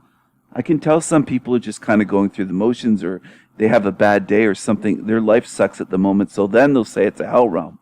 Doesn't matter if your life's up or down or in between. You're in one. You got to look beyond yourself to others. Okay? If you really want to see where you are. And seeing where you are will help you get out of where you are. Do you understand how that works? If you're a prisoner and you don't really see that it's a prison, you kind of half-ass believe it, but half-ass don't believe it. The chances of you really getting out or really being motivated to get out are a lot less than someone like me that's saying, I know this is a prison. I know I'm in a bad place. I'm not staying here. I'll do anything to break out of here. So my chances are way, way better than yours. And you're cheating yourself by half-assing it, by saying, oh, it's kind of bad here. That's what people do. Why don't you look at the massive suffering all around you in this realm of others, including children that you can determine that's a real one. It's a real spirited being, and look what they're going through. Where you see the pain in the eyes of a dying loved one for a month as they're rotting away, turning into a skeleton in a bed that they're never going to leave. Okay? Witness this firsthand. You might see this, but maybe you got to go through another lifetime here. It's not me wishing that, but maybe if you don't see it this lifetime, maybe you're just cheating yourself and you're like, you know what, I'll just breeze through.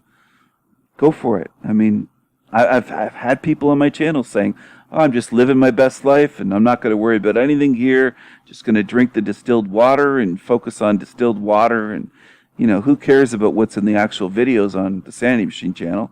I don't need to learn anything. When the time comes and I die, I'm just going to learn. I'll know everything to go. Really?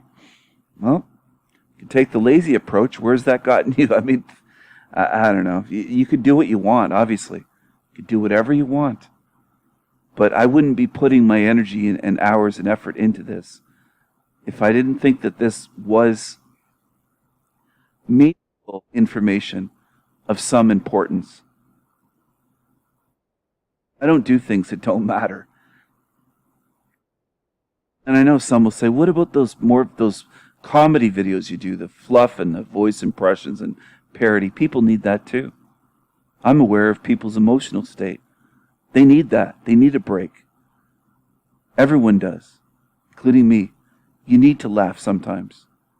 You really do.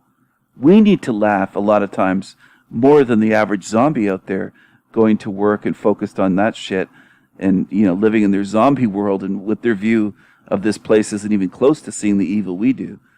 We need a real laugh. Okay, we need that. You need comic relief. You really do. That's healthy. That's healing. That's necessary. So what about that? Some morons write that off as fluff, like, oh, you make some of these fluff videos. That's as necessary as this video, as far as I'm concerned. Think about that for a while. Those usually get less views, a lot of times. Funny videos, or they usually do, but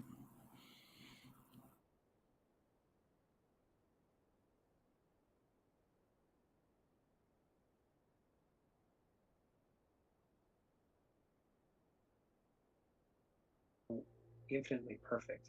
So I think something to take away from all of this, or something that I've noticed has changed in me and my personality, is my ability to just simply appreciate a moment, as opposed to applying meaning to everything or plans or language. Is simply able to be in a space and appreciate what's going on. You know, I notice that with my daughter a lot, just simply being in a space and enjoying every moment of it. And, you know, one thing I also want to mention in this is the similarities to psychedelic experiences and being dead. I was going to push the psychedelics, but yeah, it's the new age thing. Just be in the moment, right? Live in the moment, be in the moment. Eckhart Tolle, only this moment exists, nothing else.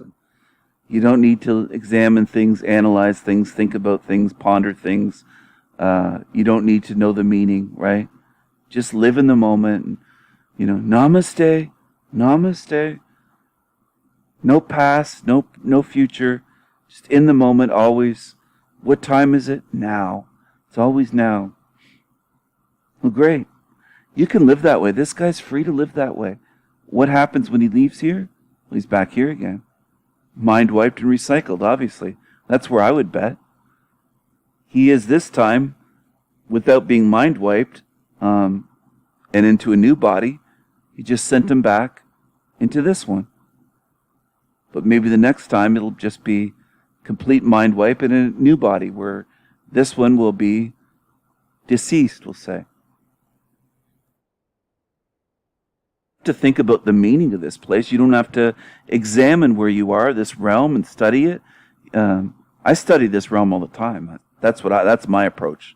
That's what I do. Not just from a mental level, but from a spiritual level. That's what I do. I look at this, and I think about it. I ponder it.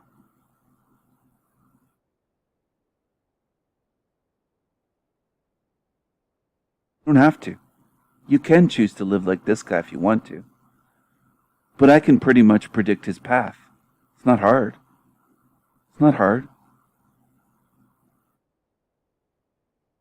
And I'm not boasting, but I'll use this analogy. I could predict if someone's illiterate that they wouldn't be able to read the books on my bookshelf. If I had that knowledge that this person's illiterate, I'd look at my stacks of books and say, well, they're not going to be able to read through any of these.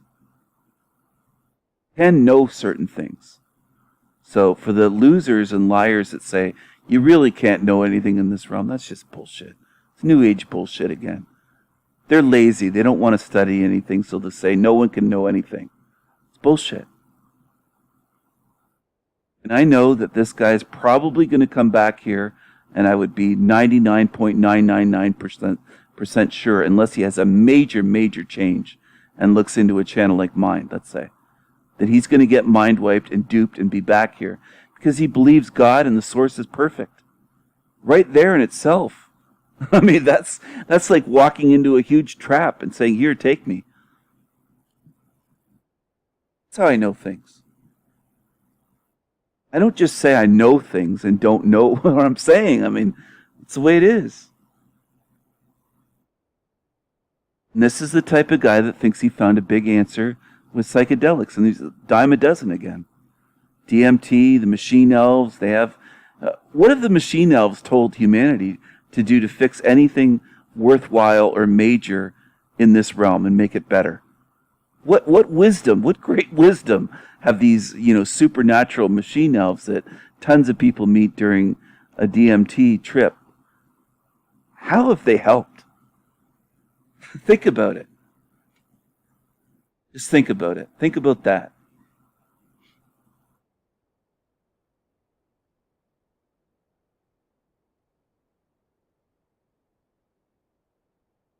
This realm doesn't get better. It gets worse. It gets more chaotic.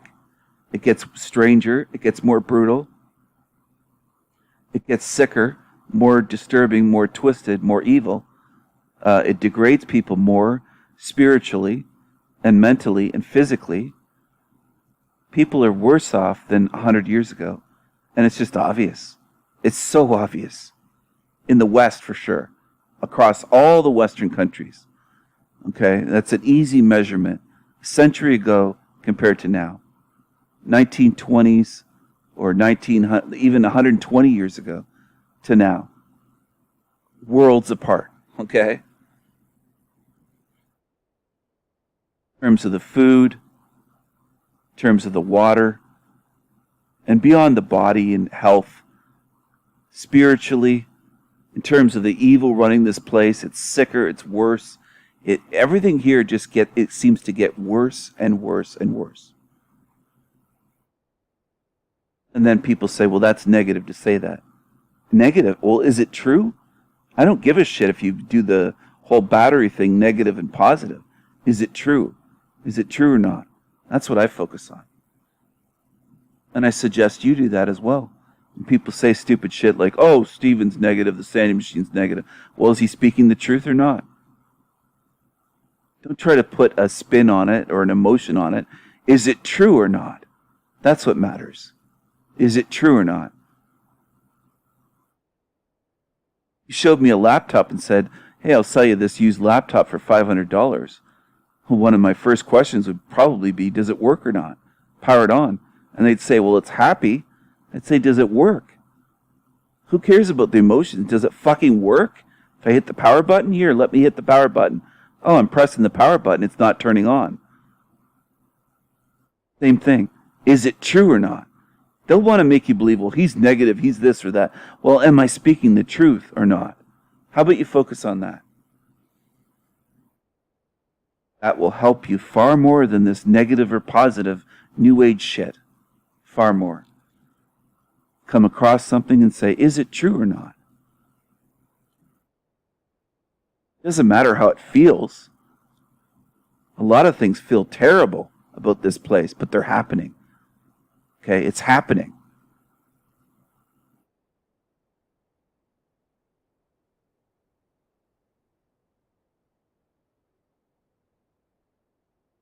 My question would be, you can say, oh, it's negative. Well, do you want to stop it or not? Because to stop it, you have to face it. You have to face what's happening in this realm. You have to be honest. You have to look at this hell and see what it is.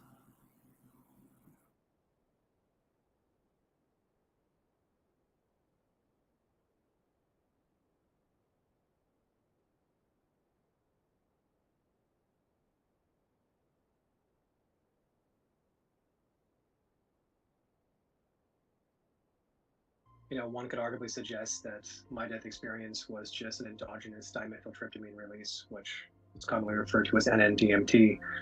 And subsequent psychedelic experiences have been death. They've been versions of this. They've arguably been more profound than death actually was. And I think that at the end of the day, the one thing that I would say to someone if they ask me what I took from this or the advice associated with it is that death is quite possibly the most natural thing that happens. Being dead was easy. It was perfect. It was beautiful. It's being alive that's difficult. Why are you here then? You're right here, back with us. So it was beautiful and perfect. Where are you right now? See, this type of guy, some would say, well, Stephen, he doesn't know any better. He's just ignorant. This is the type that would be very, very difficult to teach or almost unteachable because he already thinks he has it all figured out. That's the thing.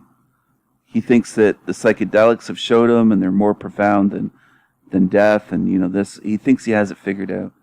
So to break through to someone like this is very difficult. Very, very difficult. They're not open to hearing what someone like me or others would say. They're not open at all.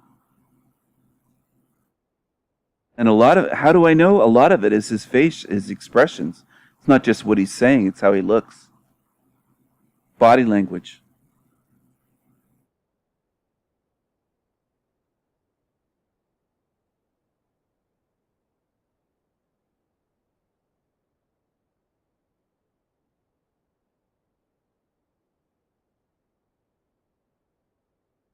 And hard.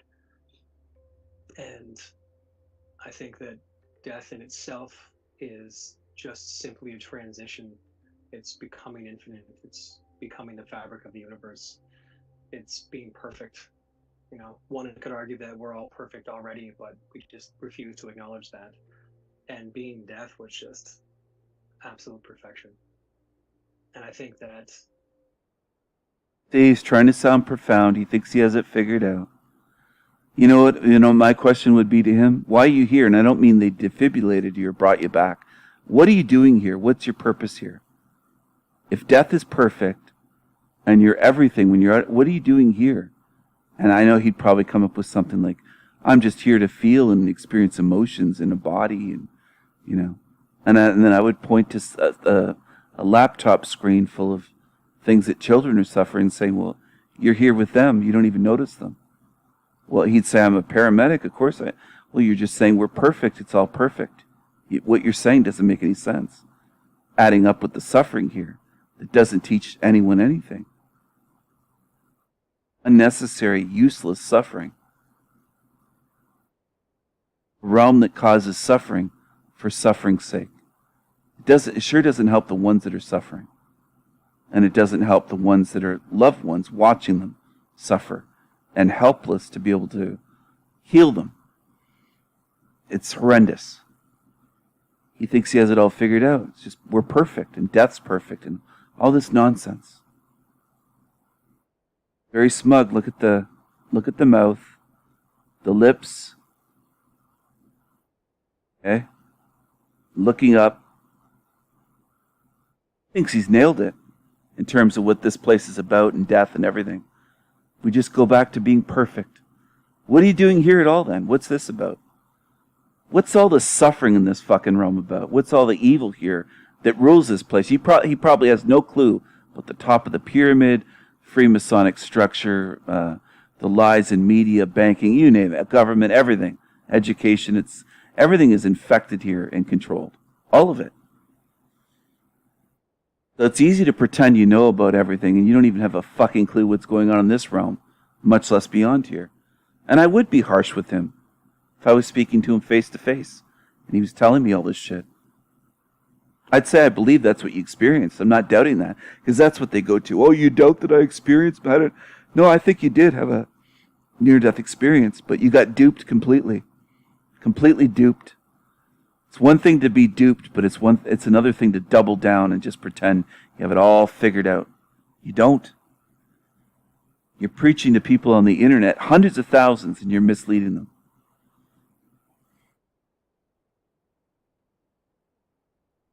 Almost 600,000, like well over 500,000 views, 548,000. So he's reached a lot of people.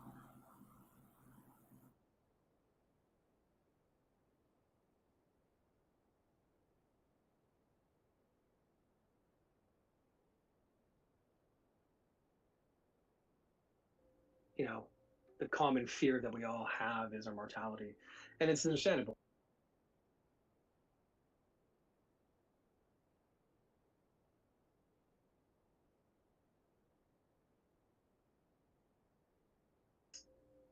You know, the common fear that we all have is our mortality.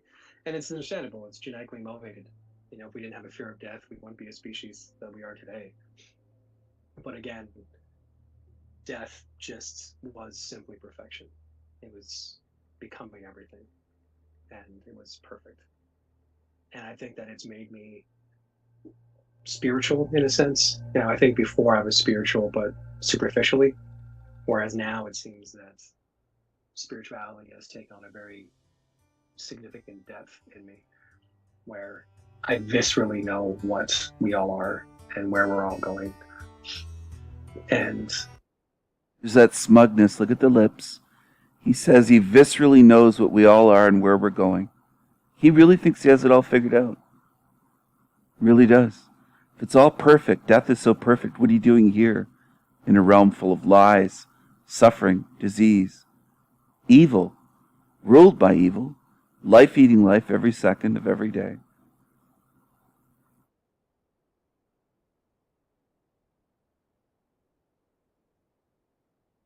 I do this, and I spend hours on this stuff and talking till I'm almost losing my voice.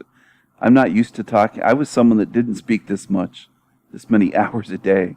Okay, I prefer solitude and just doing my own thing quietly, just listening to music. And I'm pretty chill in person, but I do this in hopes that I really can break through to some people.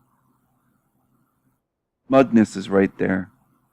Reminds me of left-wingers, liberals, that type, the woke, that just think they're on the right side, they have it all figured out. They're the good ones, they're the moral ones, they're fighting the good fight. They understand everyone else that isn't woke is a dummy. That's their view. I mean, it's right there. It's written on his face. And I'm not picking on him. There's a lot like this in this realm. Okay? There's a lot of Christians like that and other religions, people as well. And there's atheists that make fun of you. Oh, you believe there's something beyond this. I mean, it's all over the place in this realm. It just is. You know what's interesting, though? Very few of them look at the realm itself and show it and expose it the way I've done on my channel. I'm looking at the observable evidence of the realm itself.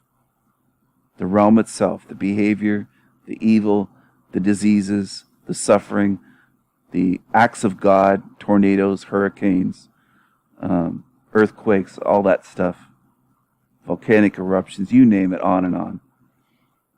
Okay? Deformities, disabilities, over 10,000 diseases. I've looked at it this way.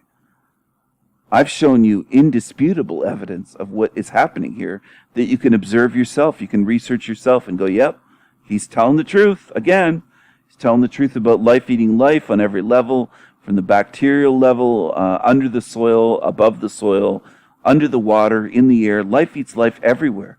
Whether it's eating plants or eating flesh, it's eating life. Everywhere. That's what life does. In this realm, at least. In this hell realm. Does he look at any of that? No, of course not.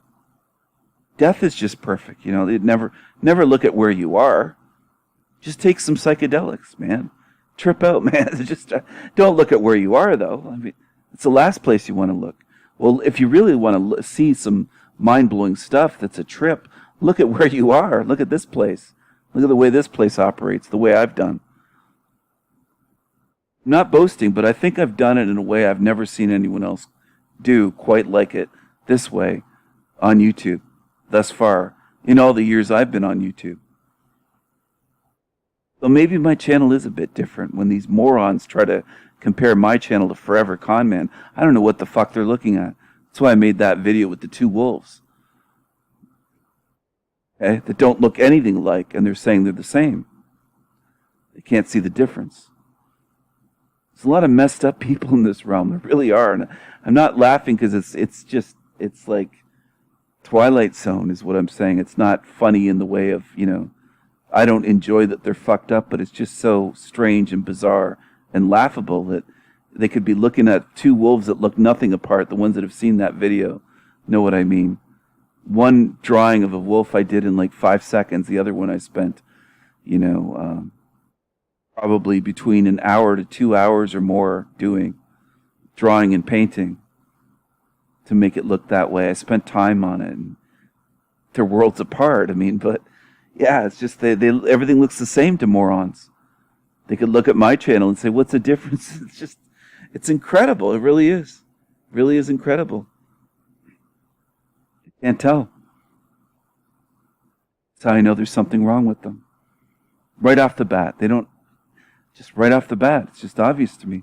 I hope you get to that point. I remember an old friend of mine used to say to me about himself that he had to start thinking quicker, because it would take him sometimes years to see things that I would just pick up on right away and talk about. You just couldn't see it. So I don't know exactly what is going on in this place. I know there's tons of mind control. I know there's so much going on with technology, with frequencies, with all sorts of shit. What they've done to the food, what they've done to the water, what they've done in so many ways, what people, the jabba dabba doos, going back to our childhood that they put into us. There's so much involved. It isn't as simple as, everyone's just an NPC. I'm not new to the term NPC. I've heard that bantied about for 8, 10, 12 years now. I'm not new to the term NPC, but I think it's pretty lazy to just call everyone an NPC. I don't think it's accurate. I don't think it's correct. I don't think it's a good thing. Like I could say, this guy's just an NPC. It's not a spiritual being. But what if he is? Then I'm condemning him and saying that he has no spirit when he does. I'm basically committing a crime against him at that point. And I don't want to do that. He probably does have a spirit, but he seems completely out of it, mind controlled, this realm. And maybe he has a spirit, maybe it's a different species of spirit than mine. I think I'm one of the first to go into that as well, because I've been talking about that for years. Species of spirits. And then you have other people saying that, it's the human race. No, there's different races, okay? And different species on Earth. We're not all the same, okay? We're not all the same. I hate to break that to you, the ones that crave that sameness and simplicity. You're in a very, very complex realm. So if you want to follow the lazy-minded, the Matt McKinleys that say, it's all simple, we've already won, I think you basically might as well just go right into the recycling bin and say, mind wipe me and send me back. Because, if you're following a Matt McKinley type that's saying it's so simple and we've already won, I mean, it's just incredible. It really is. It truly is. Matt McKinley can't even figure out how to change batteries in a goddamn calculator, and people are relying on him to help them get out of this place. I mean, it's just, what can I say to that? I don't even know what to say to that stuff anymore. Are you going to follow a kid at the park that's wearing a helmet and banging their head against something and say, well, that's my spiritual savior. They're going to lead me out of this place. Like, and I'm not putting down people with disabilities. I'm just like, you get what I mean. It is frustrating, and it's frustrating, but it's laughable. It's just weird, and it's just incredible that almost 100,000 people will follow someone like that. That's a complete shill and gatekeeper. And the guy is not highly intelligent, and you have people calling him a genius and brilliant on his channel and his comments, and I'm looking at his stuff, and it's just basic shit, and it's just, fuck, man. Maybe he's an artistic genius with his stick figure drawings. I don't know what people are going to say next, but I just want out of this place. I've done a lot to try to help people find their way out, but there's a lot in this realm that call themselves, quote, truthers, and I don't think they're getting out, at least not this lifetime. I think they try again next lifetime, try to do better, because in this one, they're following some of the dumbest shit, and I mean dumb, dumber than dumb, that is just imaginable. And they follow sex offenders like Archaics. It's just incredible. They're following Santos Bonacci, hundreds of thousands. I mean, it's just, you add up these channels, really disgraceful, over 400,000. It's in the millions. It's millions of, quote, truthers following complete idiocy. And they think they're awake and enlightened, and then they have a self-awareness and discernment. And it's just, it's like they're trying to fit the triangle into the square block in Idiocracy. That's the way they look to me. And they think that they're on my level. It's just incredible. They'll argue and get pissed off and offended and say, oh, he thinks he's this. That's what they look like to me. They're trying to take a little plastic hammer and hammer the triangle into the square hole in Idiocracy and say that, Brondo has electrolytes and all this stuff. I mean, they're just idiots. And that's the way they look. I got to be honest. They're wearing a helmet, a crash helmet, and they can't even fit the right piece where it fits. I mean, anyway, I'm going to end this video, though. I do hope that you enjoyed it and got some laughs and got some value out of it. And look at the little smirk there. Just perfect to end there, right? Perfect spot to end. I did want to make a longer video on purpose. I could have covered this probably in 30 or 45 minutes, this 11 minutes, and given my commentary, but I wanted to give you a nice long video. So have a good night, everyone, and what number should I end it on? Maybe a 55? Does that sound good? Should we go for 55? Mad love. Good night, everyone. Bye.